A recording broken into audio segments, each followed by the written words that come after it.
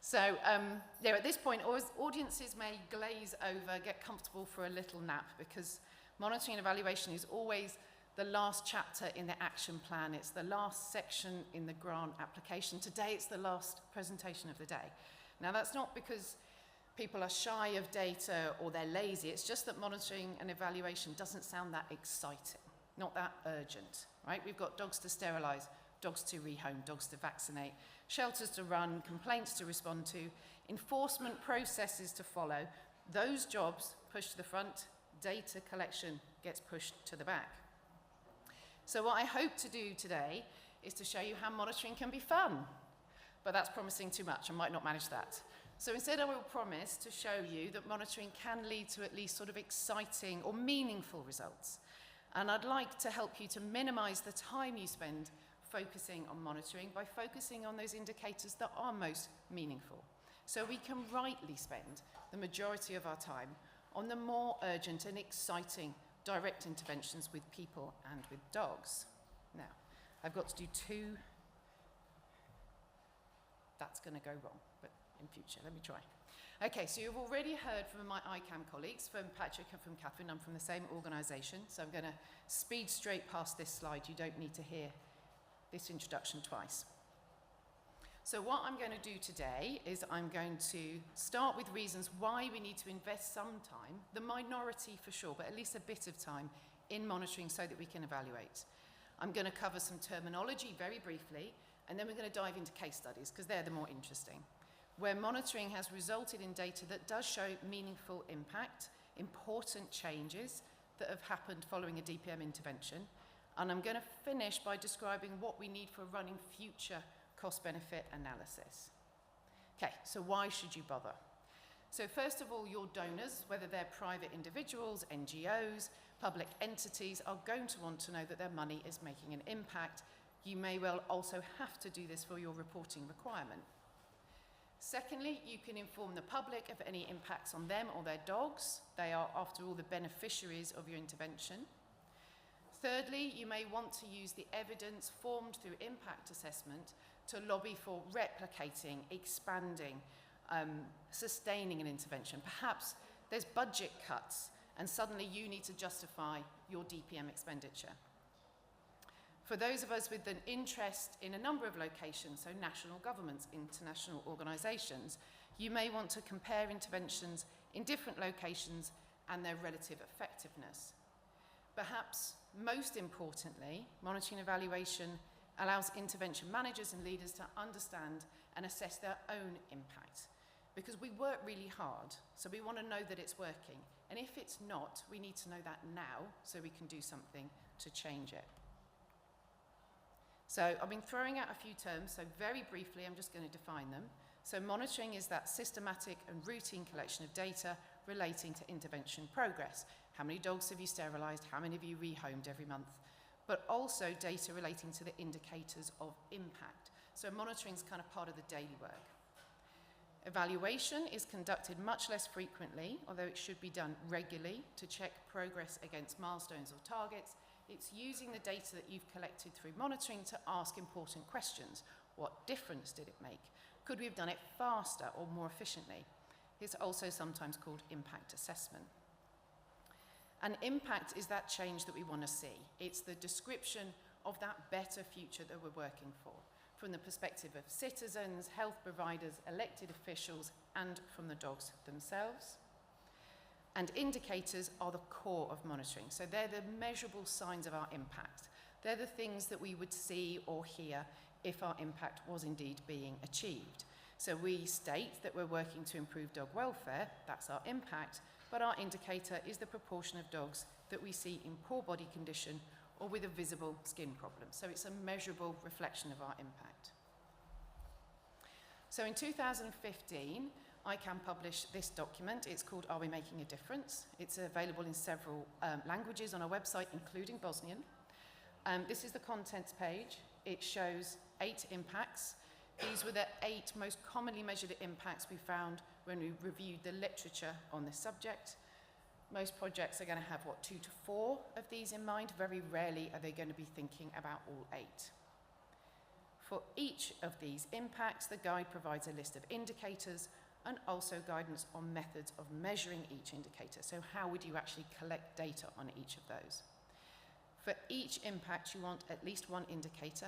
If you can have more than one, that's great, because then you can do triangulation. So every time you find more than one source of evidence that supports the same conclusion, that gives you confidence that that conclusion is indeed robust.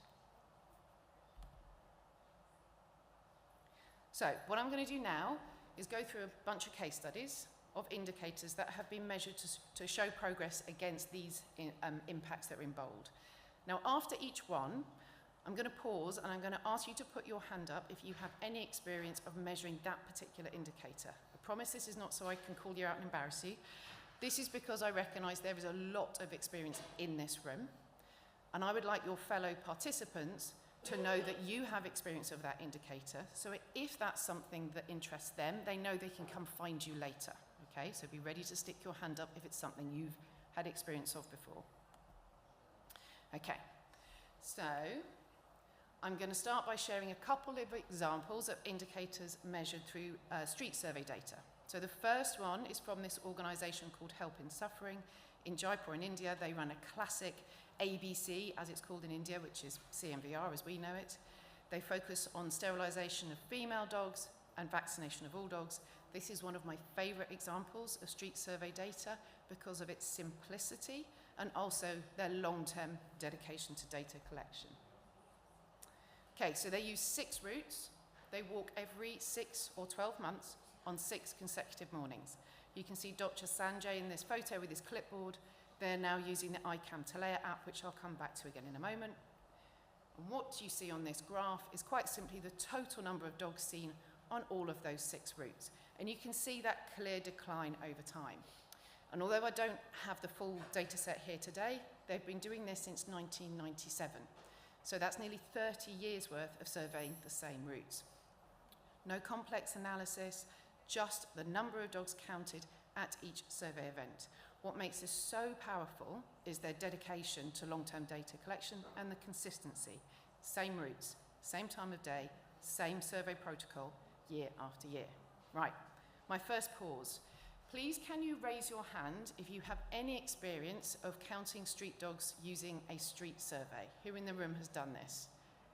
Yes, I know some of you have because I was with you.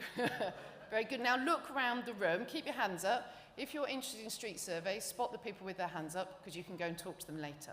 Very good. Look at that room. Brilliant. Thank you. You make me very happy. Okay. So this is a similar example from Bangkok in Thailand. Here we have NGO Soy Dog Foundation. Karen mentioned them earlier today. This is again CMVR, but they do also provide sterilisation services for owned animals. They use mobile clinics because their working area is very large. They can't rely on a static facility. I did also want to highlight their systematic approach to coverage, which is actually what Help in Suffering do as well. So they conduct CMVR of all the roaming dogs they can access within a district, ensuring they have very much exceeded the 80% before moving to the next district. Then they return back round on a 1 to 2 year cycle to top the coverage back up above 80%. Every time they come back round, it requires fewer sterilisations to reach that threshold. And computer modelling suggests that this front-loading followed by maintenance is the most effective and cost-efficient approach as compared to spreading your sterilisations evenly across time. So you can achieve greater decline in your population for exactly the same number of sterilisations if you can bunch them up at the beginning and then just do a few in subsequent years to keep the coverage nice and high. Okay. So because their working area is so large, they use 20 routes. Each one is surveyed from a motorbike over a period of 1 to 2 hours by 2 people. They completed the survey at baseline 2016, then they started up annual services from 2020 onwards, and the data on nearly all these 20 routes has shown a steady decrease in the number of dogs per kilometre of street surveyed over time. And if we look at the average dogs per kilometre, we can see this has shown a very significant decline over time. So all is looking good. The street survey also allows them to measure indicators of free roaming dog breeding activity, specifically the proportion of females that are visibly lactating and the proportion of puppies. and of course indicators of welfare, so the proportion of dogs that were in visibly poor condition, they're thin or emaciated, and the proportion that had a visible severe skin problem. And all those indicators have also declined over time. Again, Karen mentioned it this morning, evidence that CMVR has both reduced breeding activity, reduced population turnover, and improved dog welfare. Okay, our next pause. Please raise your hands if you have had used street surveys to measure either indicators of breeding or indicators of dog welfare. Probably quite similar hands. Again, have a look around the room if you're interested in that indicator. Spot them for later. I've been trained by you, but it doesn't count. Oh, it does count. What do you mean it doesn't count? Get your hand up. I would be shocked if you hadn't got your hand up. Okay. So I'm obviously a big fan of street surveys because I think they can be really, really affordable to implement and provide data on several indicators. Now, I think people can be nervous of street surveys because when they're used to calculate a total dog population size, there are complexities. You have to be careful about your sample, you have to be thoughtful about your analysis, you need a little bit of experience. But the simplest option is just to establish these convenient routes that traverse those areas where you will be focusing your effort, and ideally a few areas where you won't, because they can be your controls, and then simply repeat the count on those routes, ensuring you keep the protocol the same. So you're starting the same time of day, you're moving with the same mode of transport, avoiding days with unusual weather. You're basically trying to ensure that any change in the number of dogs that you count on your route is reflecting a change in that wider population of stray dogs and not something else. So both these organisations have used Telea for this work. Don't have time to go into the details today. If you're interested in running street surveys, please check out the webinar on the ICANN website. In the second presentation, you can hear me going into detail on how you can set that up. Okay. Now, a street survey will tell you whether there is a statistically significant change in dog numbers, but actually what we want to know is whether that reduction was meaningful to citizens. So Soy Dog ran a household questionnaire where they approached a random sample of households. They asked them about owner behaviour, and they also asked them about their experiences and perceptions of free-roaming dogs. Lots of interesting findings which are in the publications on the slide. So just one of the questions as an example was, how does your experience with free-roaming dogs differ today as compared to 9 years ago? So those people living in areas that had benefited from CMVR, most of them perceived the problem with dogs to be fewer today. And that was what's called a dose-dependent effect. So the more rounds of CMVR that had happened in their neighbourhood, the more likely they were to say that the problems were fewer. When we looked at people living in areas that had not yet received the benefits of CMVR, they were equally likely to say that the problems were greater today than they were to say that there were fewer. Okay. Can you raise your hand if you have used questionnaire to measure people's perceptions or experiences of living with their local stray dog population? Anyone use questionnaires? Oh, quite a lot. Very nice. Again, look around the room if you're interested in that indicator. I'm seeing people I'm going to find later. Very good. Okay, so that can be quite a powerful indicator for an elected official, but household questionnaires are relatively costly to implement, as I'm sure those people that just put their hands up will attest to. So one alternative is to use the data on complaints about dogs to municipalities. Now, one challenge is that this data is not always recorded or accessible, and if it is, it may not be to the level of detail that you need. So, for example, some complaints are about dog nuisance or dog bites, but others may be a concern for dog welfare or maybe even requests for CMVR action, and they're clearly measuring very different perceptions of free-roaming dogs. So my recommendation is please work with whoever is receiving the complaints to set up a robust system of data capture with clear categories of complaint type and where geographically those complaints come from, and do that as soon as possible so that you have a baseline. I'm going to ask again, can you raise your hand if you've managed to track the indicator of complaints about dogs to municipalities? I'm not going to put my hands up because I found this really hard. Ooh, 1, 2, 2, 3. That's not. It's a tricky one. Okay, I'm going to ask you later. Okay, another meaningful indicator to citizens is dog bites. Meaningful to elected officials and health providers as well.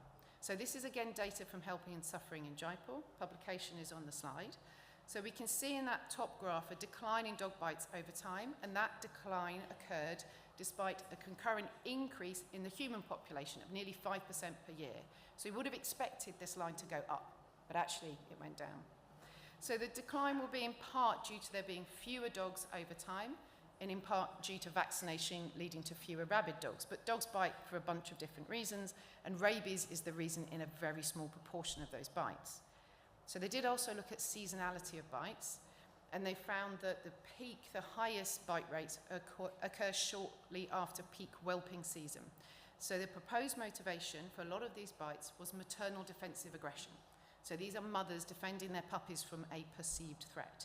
And of course, sterilisation directly takes away that motivation and therefore would help reduce the bites. Okay. Now you've seen this slide already. Bring us back to Sarajevo. So that's for the period 2012 through to 2022. We can see this reduction in dog bites. We know this isn't rabies-motivated bites because thankfully there are very few dog rabies cases in Bosnia now, but they're strongly correlated with the reduction in the estimated free-roaming dog population in the city, and that's the orange line. So one point I did want to make both about this data set and the dog bites in Jaipur is it comes from just one hospital. So it's not measuring all the dog bites in the community, and that's absolutely fine. There's no problem with that if the sample is from a representative hospital. In the same way that we do not survey every street when we do our street surveys, we take a sample of streets and those of our routes, so long as we believe our sample is a fair representation of our wider project area, it's not biased in any way, sampling is a reasonable approach to keep our monitoring costs low. Right, can you raise your hand if you have been able to measure a change in dog bites over time? I'm going to come to see you as well. Excellent, our IT guys have too. Good. I'm mostly taking notes of names of people I can talk to, but please also, if you're interested, spot who you can see in the room that has their hand up. Right, I'm going to have a little pause mid-case study to make a general point about preparing for effective evaluation, because dog bite data is a particularly good example of why you need to start early.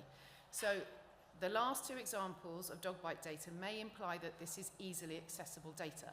It wasn't. In both Jaipur and Sarajevo, it took a considerable amount of time to collect that information. Trawling through old reports, negotiating with busy hospital staff to find old ledgers. It was data that was technically publicly available, but the data storage was inconsistent and the access wasn't easy. So please ideally start at the beginning. As the project is being planned, talk to who has access to this data, who collects it, to what level of detail, how is it recorded, can you help in any way? So for example, there are bite date collection apps. There's one from GARC, there's also one, the WVS. Wave your hand, Fran, if you want to know about the React app for collecting data on dog bites, go and ask Fran. And from the outset, you can make agreements for data sharing with those hospitals or the health department that collects that data, with all the necessary de-identification to protect personal information. This lesson from starting from the outset to establish data access is relevant for all the indicators that I'm talking about, the ones that you measure yourself on your dog counts and the ones that are reliant on accessing data collected by others. You want to find out at the beginning of your project that nobody writes down the complaint data, not 5 years in when you're trying to evaluate your impact. Okay. So, back to the case studies. For this next indicator, we're moving to the US, not back to the US. And this is where shelter metrics are most appropriate for measuring how well the dog population is being managed. Now, this is really long-term data. So that top graph, 45 years, over which time the estimated number of dogs and cats killed in shelters has fallen dramatically. The bottom graph, which covers a slightly shorter time period, shows that the rates of adoption have increased, but not sufficiently to explain the reduction in killing. The reason the numbers of dogs and cats that were killed has reduced is because there's a reduction in intake. So these graphs are from a publication by Andrew Rowan and Tamara Cartel in 2018. They explain all the DPM interventions that have been done, the DPM system in the US, that led to the reduction in intake and therefore the reduction in killing. Most importantly, they highlight an increase in the access to affordable sterilisation, combined with differential licensing fees and also sort of behaviour change campaigns to encourage owners to spay or neuter their own dogs. That's what really led it. Now, this data suggests that shelter metrics in the US have always been robustly tracked, but the authors pointed out in their paper that this data was very challenging to access and it's only estimates, but that has changed in recent years. So, now this is an oversimplification of a long story, but there were two significant milestones that have allowed the US to now track shelter metrics with confidence. So one was creating a steering committee of all the major animal welfare groups. It's called Shelter Animal Counts, and that happened in 2012. So that's a neutral, independent non-profit created to support the national database of sheltered animals. But what happened a little earlier than that was in 2004, there was the Asilama Accords, and that's an agreement of terminology that set out the foundation for a standard way of reporting shelter metrics. And they defined in those accords what was meant by an animal that was healthy, treatable, or unhealthy and untreatable for both behaviour and medical reasons. So in essence, they distinguished the difference between euthanasia, that was ending their life for welfare reasons, and killing a healthy and treatable animal because there simply wasn't enough space. So that really helped in the consistency of recording what happened to animals, their fates in shelters. But it actually also really helped with the professional communication and collaboration between organisations. Because once they had this common language for the difficult subject of euthanasia and killing for space reasons, they could talk about it more clearly and professionally without misunderstanding. So the data metrics have evolved a bit since then. So if you look at the shelter animal count reports now, you'll see that they split the outcomes for sheltered animals into live outcomes, which are adoption, includes adoption in return to the owner in the case of a lost dog or cat, and non-live outcomes. So that's euthanasia and dying in the shelter. Now, they don't ask shelters to define whether that was euthanasia of an unhealthy or a healthy animal. So true euthanasia or culling. So although shelters do record that locally and they use that to track their own progress, they're not asked to report that when you look at national statistics. They just combine them into one category of non-live outcomes. And there's a success benchmark of 90% live outcomes on the assumption that about 10% on average of dogs and cats that come into those shelters are unhealthy and untreatable. Although I'll say that many shelters actually aim for 95% live outcomes. So nearly 7,000 organisations now, both shelter and community outreach, both government and NGO run, submit their data to this national database so that the trends in these important metrics can be followed at the community, at the state level, and across the whole country. So, short pause again. Please raise your hand if tracking shelter metrics is something you have experience of. It's not one of my areas of expertise. At the back. We have a real geek who's not in the room, which is Adam Close. So you should put your hand up for him. Adam, we're putting a hand up for Adam. He loves his shelter metrics. Okay. Very good. Right, so a final indicator that I want to discuss today brings us back to Sarajevo. So we all know that owned dogs are a source of free roaming dogs, through roaming, through loss, through abandonment. So we need to monitor the owned dog population and owner behaviours.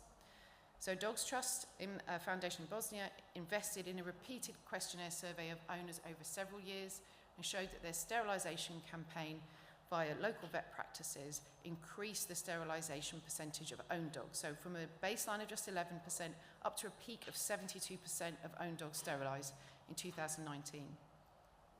Now the funding of owned dog sterilisation by Dogs Trust ended in 2019. And 4 years later, although the sterilisation percentage had declined slightly, it was still actually relatively high. And in particular, if we looked at the young dogs, so those that had been born since the funding had ended, the rate of sterilisation was 47%.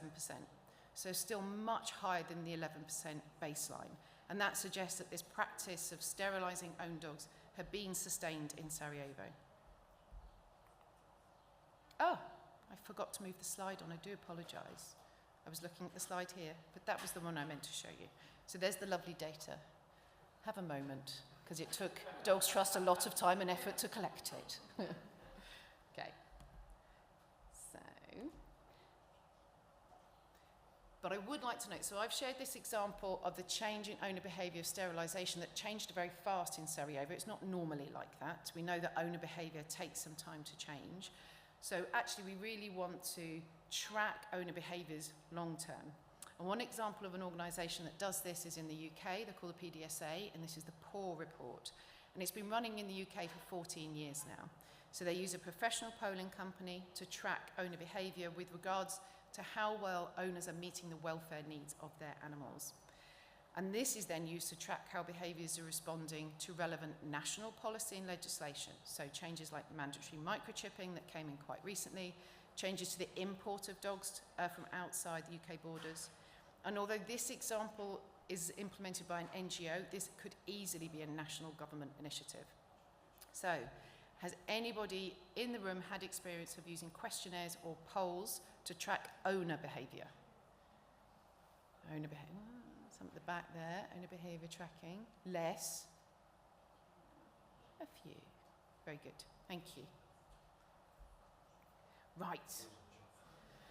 I'd like to finish by sharing my experience of cost-benefit analysis of DPM. So a few years ago, I started to work with a team of animal health economists, and we had this ambition to partner with several DPM projects in different locations to support them to complete a retrospective cost-benefit analysis. So that's looking backwards. So I'm going to explain what I mean by that and where we hit problems using this hypothetical example. So here's a timeline. Early in the timeline, we see this first baseline period. So this is what's happening with dogs initially. Maybe it's some pounds, maybe it's some killing of dogs in the street, maybe it's just killing of dogs in the pounds. This runs up until 2014.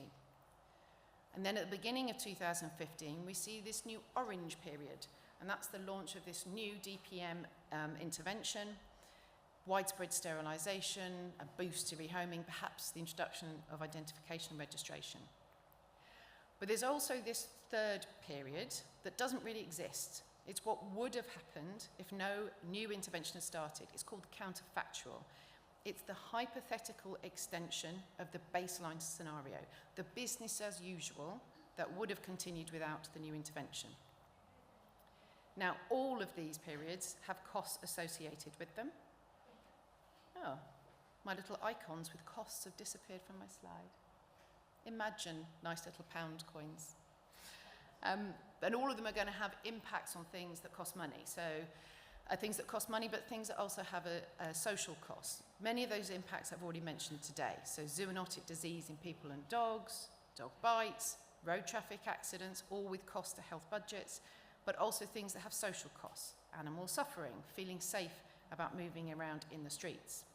And our job in retrospective cost-benefit analysis, oh, those icons have gone too. Sad. Never mind. But our job from retrospective cost-benefit analysis is to look back at the costs and benefits of the DPM intervention that had been running for the last 10 years and compare it to what would have been without this intervention, which is the costs and benefits of the counterfactual. Now, the problem that has been is that from where we stand in 2026, we can get good data on the cost of the DPM intervention for the last 10 years. We can get pretty good data on the benefits over the last 10 years. But when we look at the counterfactual, that actually depends on us being able to go back pre-2015 to the baseline and to understand what that cost to implement and the costs and benefits of all those different impacts back then, and then project that to this counterfactual period. And that's been really difficult because the data on that baseline period is very scarce. Now, my purpose in describing how difficult, how frustrating this has been is to make a recommendation. If you are right now standing at the launch of a new policy or a new intervention and you would like one day to be able to measure the costs and benefits of this new intervention, please take some time now to look at what it costs to run the current baseline. There will be costs associated with whatever's happening now, and also the economic and social costs linked to those dogs now and in the recent past. Collect that data, because in the future that will allow you to create this counterfactual that you're about to distinguish with your new intervention. So I hope this recommendation is going to save somebody in this room the slightly frustrating situation of not being able to clearly show evidence of how much more benefit you've been able to deliver. This is my final hands up request. This one is particularly for me. Has anybody in the room had experience of retrospective cost-benefit analysis of DPM? I'm going to have half a hand because we're halfway through one project. Cost-benefit analysis? Yeah, very good. I have 2 people I'm going to hunt down later, humanely, of course. Right. So just in summary, which indicators you need to measure will depend on what impact you and your stakeholders are aiming for. But for many DPM interventions, I've done it again. Go on, move, there we are. I've seen the monitoring of indicators in this table provide really quite useful evidence, and the ones in bold here I've given you examples of today. And I hope I've not laboured the point too much, but please don't wait until the evaluation report is due to think about what data is required to show what you've achieved. Take some time as soon as you can to consider what success looks like and what data could help you measure that success and get a reading as soon as possible at your baseline. It will put you in an excellent position for later evaluation. And that's it, Havala.